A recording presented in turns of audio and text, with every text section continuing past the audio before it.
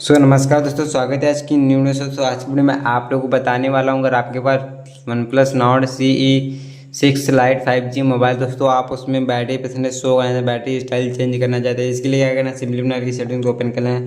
Settings open करने में आपको थोड़ा नीचे जाने के बाद आपको यहाँ पर देखने को मिलेगा नोटिफिकेशन एंड क्यू सेटिंग्स का। आपको सिंपली इस पर टाइप करना है। टाइप करने के बाद आपके सामने यहाँ पर शो हो जाएगा। शो होने के बाद आपको यहाँ पर देखने को मिलेगा स्टेटस बार का।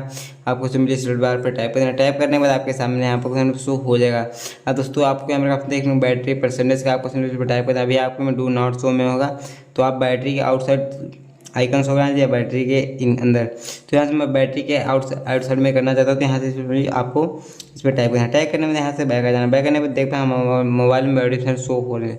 अगर आप इसको स्टाइलिश करना चाहते हैं तो इसके लिए आपको एक ऑप्शन देखने को बैटरी स्टाइल का, कुछ इस पर टाइप करना। और दोस्तों यहाँ पर हॉरिजॉन्टल में होगी, आप लूप में करना है तो लूप में कर लेना है। तो इस प्रकार से आपने मोबाइल में बैटरी परसेंट शो कराएंगे। वीडियो सुनते पीछे चैनल को सब्सक्राइब करके मिलेगा वीडियो में।